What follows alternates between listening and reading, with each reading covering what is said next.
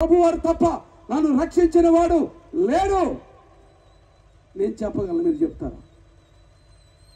లూకా సువార్త 2వ అధ్యాయము 11వ వచనంలో దావీదు పట్టణమందు నేడు రక్షకుడు మీ కొరకు పుట్టి ఉన్నాడు, ఈయన ప్రభు అయిన క్రీస్తు అన్నాడు. గొర్రెల కాపర్లు భయపడితే భయపడకుడి అన్నారు. మొట్టమొదటి మానవుడు భయపడి చెట్టు వెనక దాక్కుంటే ఆ మానవుడు చేసిన పాపానికి వెల చెల్లించడానికి వచ్చినప్పుడు కూడా ఆ దూతలు మాట్లాడుతూ ఉంటే ఆ గొర్రెల కాపర్లు భయపడ్డారు. అప్పుడు అంటున్నాడు, వాళ్ళు భయపడ్డారు, ఇక్కడ కూడా భయపడవద్దు అని దూత చెప్తున్నాడు. ఈ క్రిస్మస్ మెసేజ్లో చెప్తారు రక్షకుడని యేసు ప్రభు 24/7 చెప్పొచ్చు యేసు ప్రభు రక్షకుడని. నీ పాపం నుంచి, నీ శాపం నుంచి, నీకున్న ప్రతి దరిద్రత నుంచి విడిపించగలిగిన వాడు ఆయన. నన్ను నడి రోడ్డు మీద వదిలేశారు మా వాళ్ళు. నడి రోడ్డు మీద నుంచి ఆయన హస్తాలు ఇలా లేపాడు దేవుడు. ఇలా లేపి అనేక దేశాలకు తీసుకుని వెళ్ళాడు. మా బాబాయ్లు అన్నారు, 5 నిమిషాలు ఏసీ లేకపోతే ఉండలేవురాను, వాళ్ళ మధ్యలో ఏం బ్రతుకుతో, వారం రోజుల్లో మా దగ్గరికి వస్తామని చెప్పి అన్నారు. 24 సంవత్సరాలైంది ప్రభువుని నమ్ముకుని, ఎవరి దగ్గరికి వెళ్ళి చెయ్యి చాపలేదు. ఇన్ని దేశాలు వెళ్ళి ఎవరి దగ్గర చెయ్యి చాపలేదు. ప్రభువు అనేక మంది ప్రజలను నా కొరకు లేపాడు.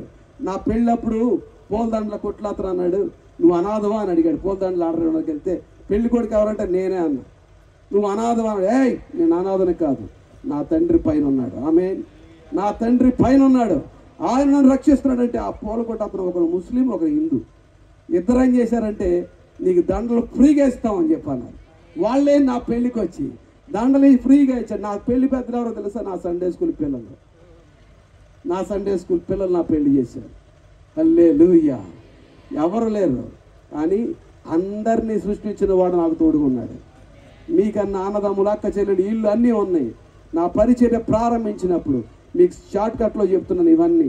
తర్వాత నా సాక్ష్యము మీ దగ్గర పేపర్లో ఉన్నాయి కదా, యూట్యూబ్లో ఉంటుంది నా సాక్ష్యం, మీరు చూసుకోండి.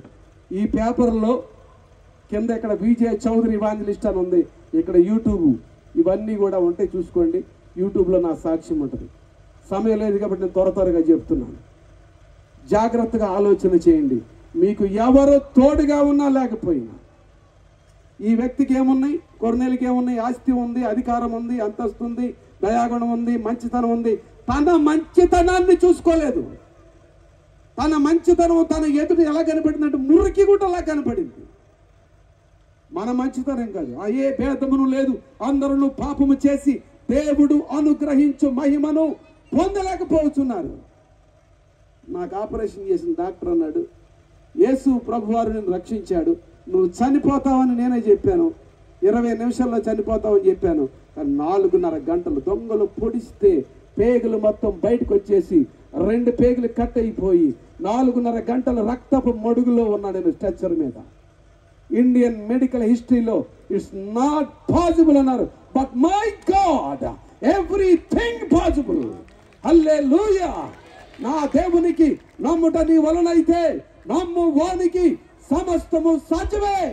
స్తోత్రం చెప్పండి దేవునికి. హల్లెలూయా. ఆయన నామానికి మహిమ కలుగును గాక. నాకు సహాయం చేసిన దేవుడు, నన్ను రక్షించిన దేవుడు, నడి రోడ్డు మించి నన్ను లేపిన దేవుడు నీకు నువ్వు సహాయం చేస్తాడు. ఏముండాలి? అహంకారమైన మనసు ఉండకూడదు, అసూయ పడే తత్వం ఉండకూడదు. యేసేపు యందు అతని సహోదరులు అసూయ పడ్డారు. అసూయ పడబడిన వాడు హెచ్చించబడి ప్రధానమంత్రి అయ్యాడు.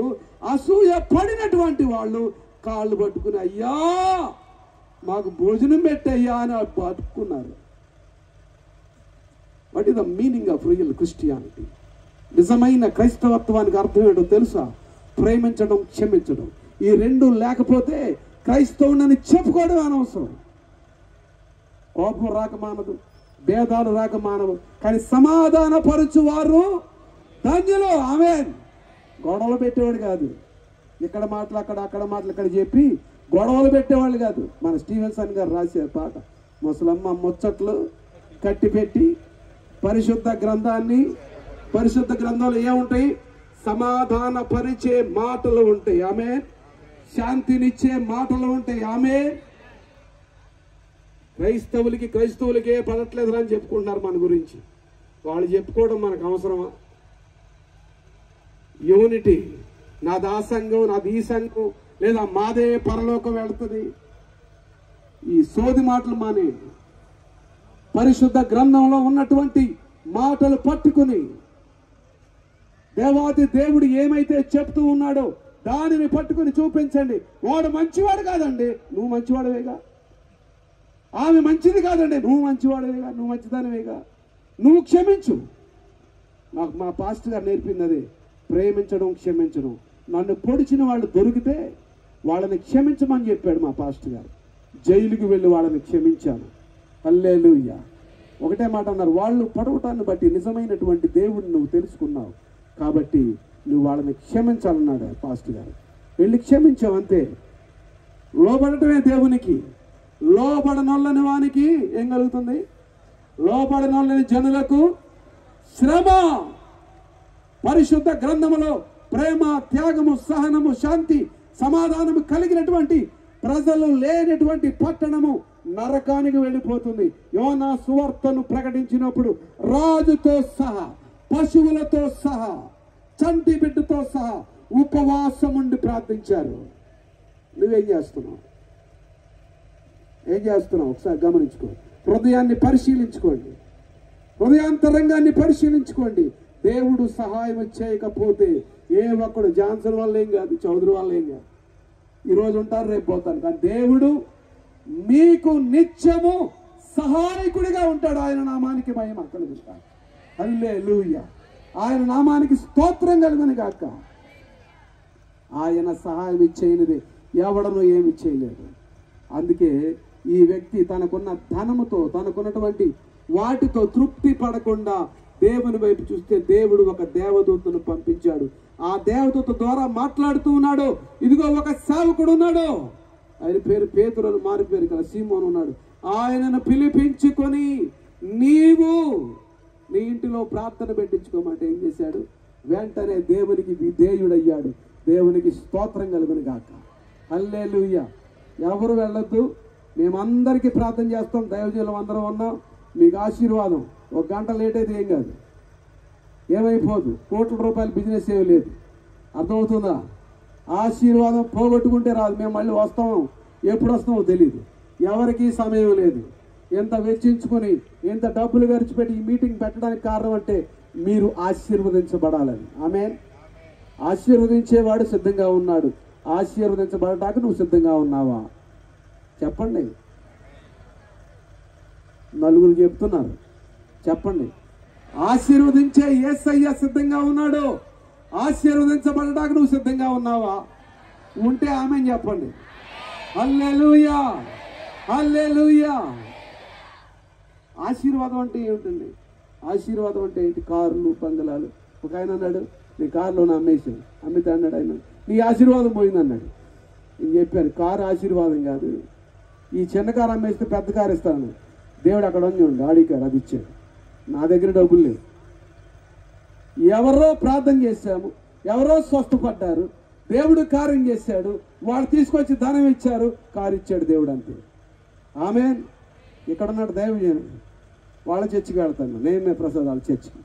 అక్కడ ఆ చర్చిలో ఆరాధన పట్టుకుని కూర్చున్నాం, ద్రాక్షారసం రొట్టె పట్టుకుని కూర్చున్నాం. నేను అనుకున్నాను, ఏదైనా కారు లేదు కదా, చిన్న కారు కొనుక్కుందాం, ఇది 5-6 లక్షలు పెట్టి అనుకున్నాను. దేవుడు అన్న, నీకు ఆడి కారు ఇస్తానన్నాడు.